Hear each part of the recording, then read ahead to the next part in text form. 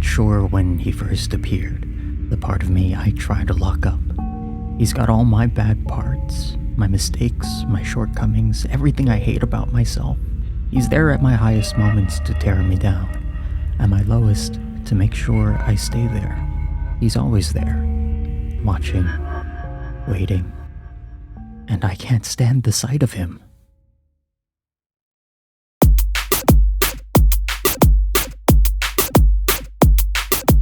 DanDaDan by Yukinobu Tatsu was originally published in Shonen Jump Plus in April 2021, with an adaptation by Science Saru airing in October 2024.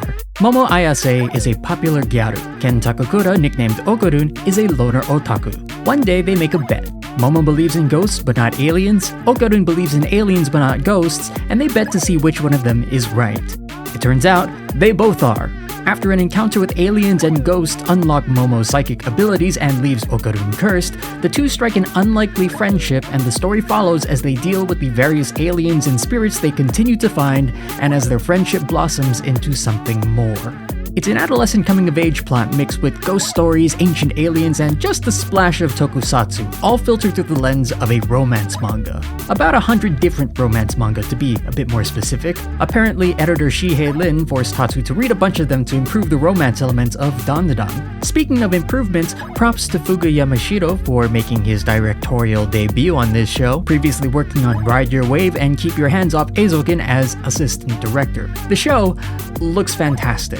For one thing, it does a great job of translating the stupid faces these characters make. That in itself, absolute perfection. But more than that, the show has its own distinct style and personality. I know it's not breaking any ground to use harsh stage lighting. Lighting, that I might add, represents different things, very cool, but it's an aesthetic choice that doesn't really appear in the manga. It's sort of an extension of the sky being blacked out to represent empty space, and that choice really helps to sell the otherworldliness of what's happening. As you can probably tell, I really liked this show. The people at Science Saru did a fantastic job of adapting what was on the page for the screen, and the things on the page were already really good. The series is another entry into a genre that I think is woefully underappreciated: horror comedy. Tatsu has gone on record saying DanDaDan was at least partially inspired by the thriller/horror movie Sadako vs. Kayako, or The Grudge vs. The Ring. If you haven't watched that movie, it's not great. There are moments when the movie gets really close to becoming absolute B-movie schlock in the fun way, but never quite gets there, at least for my tastes. Spoilers, but Sadako and Kayako end up merging to become a super demon thing. I can assure you that it is as dumb as it sounds, so I can see what Tatsu means when he says he tried to capture that energy in DanDaDan, because it is at times also very dumb. Unlike the movie though, DanDaDan is so with a bit more intention, and Tatsu is also better at executing on the horror elements of his story. He doesn't exactly go for terrifying, but I think he is good at leaving you with a sense of unease in his pacing and paneling. Interestingly enough, this adaptation isn't always faithful to that pacing. Scenes like Turbo Granny taking over Okurun at the house play out slightly differently in the show. There, it's quite jarring and sudden. The scene leans into the powerlessness of the situation. In the manga, this reveal happens a bit slower. There's some build-up with Momo first noticing Seiko's nosebleed. There's this sense of tension and unease, and then... That's not a knock on the show, by the way. These are different approaches with different effects that each work well in their own ways. If I'm being honest though, while the manga isn't that scary to begin with, it seems like the show is even less concerned with the horror element, which is totally fine, because that's not the most important part of the story. That would be the emotional drama, romance being the thing people point to first in this respect. DanDaDan takes its sweet time developing the relationship between its leads. They don't fall in love with each other immediately, even if it's clear that's where things are headed. We spend some amount of time with them, establishing their quirks as individuals. Momo is loud and boisterous at first glance, but is more guarded than she lets on. Okurun is an awkward fellow, but has an attitude just below the surface. It's an opposites attract situation that works on multiple levels. And when they are together, while their relationship is important, they aren't suddenly defined by it. They're still individuals with strong personalities. They bicker and fight because, yeah, that's what these people would do, even as they start caring more and more for each other. But here's the key to all of this, the reason this relationship works at all for me. Momo and Okurun know how much they care for each other. They wear it on their sleeves. They're not clueless, they're just idiots. Listen, watching these two bozos needlessly complicate things as they figure stuff out is entertaining as hell. It's a classic case of the misunderstanding that isn't drawn out for that long. These conflicts are resolved fairly quickly, at least by my standards. I'm looking at you, Once Upon a Time. It only takes a few chapters, like 2 episodes, for the whole mishap at the back of the school to be smoothed out. Tatsu seems more interested in exploring the root causes of that conflict, and that applies to more than just Momo and Okurun's relationship. If anything, I see that relationship, them trying to understand their own feelings, as a microcosm of the series' general approach to all sorts of emotions. It's not just about romance. To me, very broadly speaking, this is a story of people trying to understand and work through their hang-ups and trauma by way of supernatural powers. Heartbreak, loneliness, grief, loss. These are some of the feelings the series deals in, with each character having to overcome their own struggles. You can see that reflected in the powers they all get. Okurun, who spent most of his life running from others because of how he was treated, gains Turbo Granny's speed. Momo, struggling to figure out who to hold on to and keep close, has her psychic abilities manifest as these giant hands. Aida, dealing with the trauma from the loss of her mother, inherits the power of the acrobatic Silky, herself a mother desperate for a daughter she can love after death. It's not exactly subtle, and if anything, this gets a lot more blatant as the series continues, but I do like the imagery. Trauma depicted as curse, supernatural abilities, and for some of the characters, it fundamentally changes them. They're a part of a transformation, and like someone dealing with trauma, it's not something everyone can see. There is an aspect of this where not only do the characters have to learn to control their powers, they also have to navigate living with what they've got. The question presented through all of this being, what do you do with, or how do you deal with, the emotions and trauma that have brought you to where you are? That's what I see at the heart of the series, each character finding their own answer to that question. Okurun learns to lean on Momo, who literally helps him deal with his curse. Through that, Momo learns what it means to get closer to someone, what it means to hold on to a person she cares about. Aida, embracing acrobatic Silky, accepting her mother's death so that she can finally move on. What I like about this depiction is that even if the characters do address their core struggles, their power, their trauma, it doesn't just go away. It stays with them, it lingers, it's still part of who they are. This isn't about accepting bad things as they happen, rolling over and letting the feelings that come from that take over. These experiences will change someone no matter what they do. So it's about learning to love and accept the person that comes out the other end. If this series has a central theme, I'd say that's what it is. And I think there's one character in particular that embodies that idea the best. Let's talk about Gigi.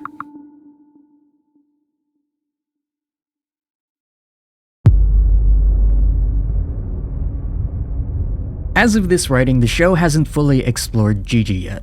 Although with how long it takes me to make these things, that might not be true anymore. We'll see how that goes. That being said, if this does come out by the time I want it to, I will be spoiling some of the Cursed House and Evil Eye arcs. I don't think knowing these things ahead of time takes away from the story. This isn't a series that relies too heavily on surprises and twists, but if that's something you do care about, come back after reading the manga or after the new season airs. Okay? Okay.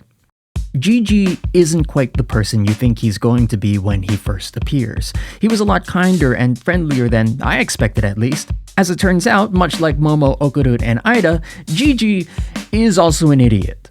I say that with lots of love because the longer I sit on this story, the more I see myself in someone like him. Not in the sense that people fawn over me, I'm not that popular of a guy, which is why I've chosen to stream as a talking PNG for the time being. In outward demeanor, I'm more like Okurun, more of the nerd archetype than jock. I don't see myself in Gigi because of how he looks or acts, I see myself in him because of his curse. Now, what's interesting about that curse, the Evil Eye, is that it doesn't seem to be rooted in a trauma Gigi experienced or any hang-ups he might have. For the most part, his life seems to be free of anything that bad, which is unlike the rest of the gang. He wasn't ostracized like Okurun, he wasn't made fun of like Momo, and up until very recently, had no major family tragedies like Aida. By all accounts, Gigi's doing just fine. But just because nothing seems broken on the surface, that doesn't mean Gigi isn't struggling in some way. Mental health is a tricky thing, and people can be going through tough times regardless of their situation.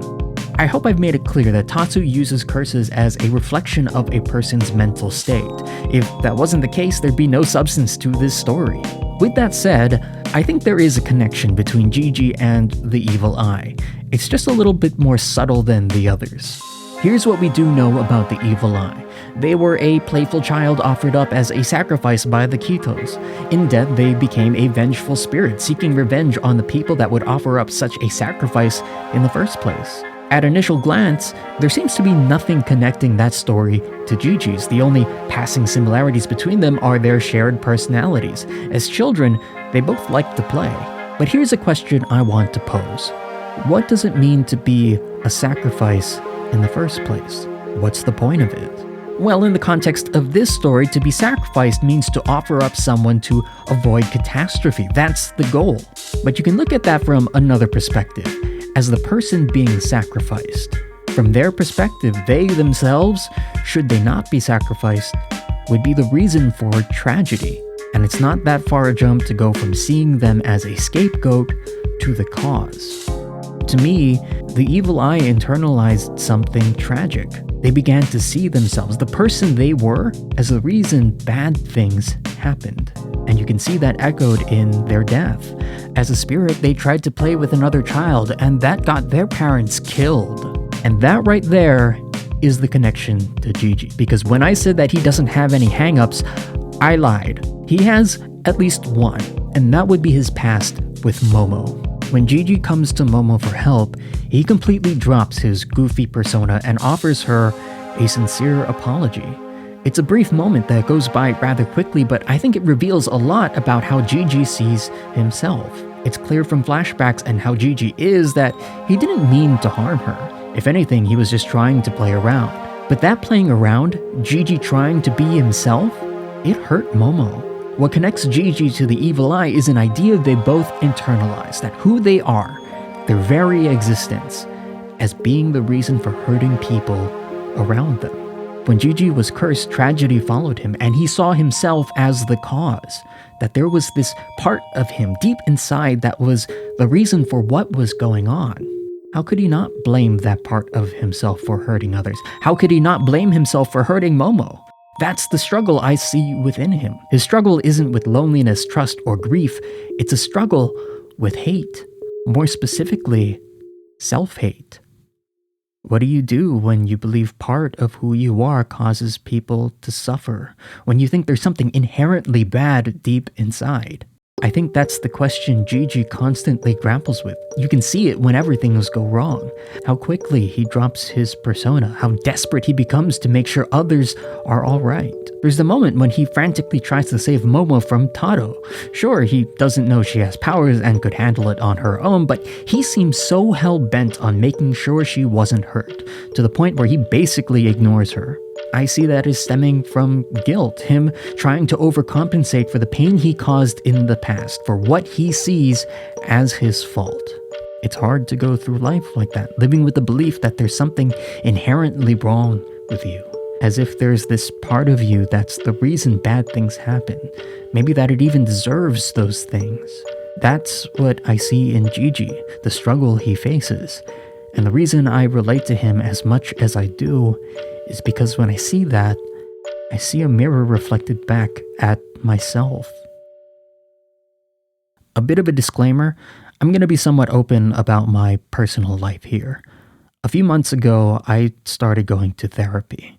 I won't go into the details, but needless to say, I was in a pretty bad place and had been for quite a while.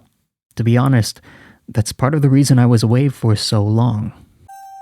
It's hard to describe what it feels like to hate yourself, to feel that part of who you are is inherently bad. Not because of anything you did or for any reason at all, really. That's just the feeling you get. Anything bad that happens is cosmic justice against that part of you, the one you see as broken for no reason at all. I spent a lot of my life believing that there was this part of me, a part that deserved to be miserable for reasons I couldn't explain or describe. Sometimes it felt like I had my own evil eye. The anxiety, the pits in my stomach, the feeling that something terrible was going to happen and that it'd be my fault. I can stand here now and tell you how irrational that is, but I felt cursed just for being me. There was this part somewhere inside me that deserved everything terrible that happened. That's not a feeling everybody knows or experiences, but for someone out there, maybe it speaks to you. To feel so hopelessly broken, to feel that somehow everything is your fault. For me, I eventually realized with a lot of help that it was a way to explain a trauma I experienced growing up, to explain away something terrible that happened to me for no reason at all. Sometimes when you go through something like that, you make up excuses, reasons, justifications, just so that in some way it all makes sense. That's what I did. My excuse was that there was this part of me that deserved it, and he took on all my blame and hatred because of that. In Gigi, in The Evil Eye, I relate to a child sacrificed for no reason at all, who then created a story in their own heads, one that blamed themselves for their own misery, to justify everything that happened. Maybe I'm reading into this more than I should. Maybe this wasn't intended, but I can't help myself in seeing what I do. The tragedy of self-blame in Gigi, the self-hate in The Evil Eye, those are things I relate to. This is why it's so important to me that the conclusion to Gigi's story is that he keeps the evil eye around. Through their memories, Gigi sees the evil eye for what it is. A child that didn't deserve what they've been through. When I look at myself, at that part of me that I hate so much, I see a child that went through something terrible and that there was no reason for what they went through. To be honest, this won't be a universal message. Not everyone will understand. But for those of you who do, for the people this does make sense to know that whatever bad happened, it wasn't your fault. Sometimes bad things happen for no reason, and there's no need to blame or hate yourself because of it. For me, the part I hated was just a child, and maybe that's the case for you. I just needed to listen, to finally hear him. My evil eye was just trying to be himself. There's something potent about the fact that Gigi fights to keep the evil eye, that he empathizes with it at all. He doesn't run from it, he doesn't hide from it, he tries to play with it. The conclusion to Gigi's story is to love himself, as cheesy as that sounds. But it's true. Gigi embraces that part of himself and tries to comfort them the best he can. I know it's easy to just say love yourself in the face of self-hate, but that's all we can try to do. For Gigi, he still faces struggles, it still causes problems, but what matters isn't the fact that Gigi loves the evil eye, it's that he tries to live despite it all. The evil eye became a part of Gigi, and what he does is attempt to coexist with it, not ignoring the pain and hurt, but acknowledging it and wrestling with the person that makes him. I can't think of a better way to encapsulate the idea that we need to accept the people we are on the other side of trauma than that. I'm still trying to love myself. There's still times I can't. It's a struggle, and maybe it always will. But as time goes on, it does get easier. My evil eye slowly becoming whole with me. Not everyone has their own evil eye, a voice in their head, a shadow that thinks they're broken as the person they are. But for those who do, if you feel like part of you is unlovable and irredeemable, I need you to listen. That part of you, it's not evil, it's not a curse, it's just a child. For me, that child was worried about the world and his place in it, and needed to know if things would be alright. He's been with me for as long as I can remember. All that time, he was scared that I'd leave him behind. I see him now for what he is, not as the burden I thought he was. And I'm not afraid to face him anymore. I won't turn away because I know there's nothing bad about him at all.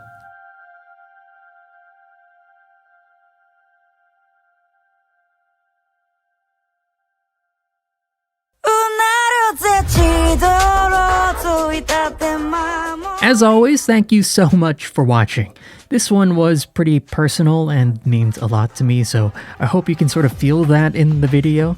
Thank you to all my patrons, your support really does help out the channel. If you'd like to support me as well, you can do so for as little as $1. $5 gets you your name on screen like these fine people, along with access to all the music I use for these videos, and $10 gets you access to some bonuses like my scripts and extra songs, if there are any.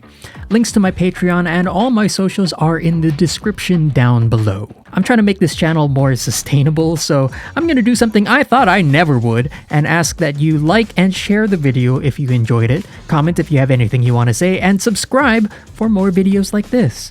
I'm a one-man operation, so getting my channel out there really does mean a lot to me. But that's it from me.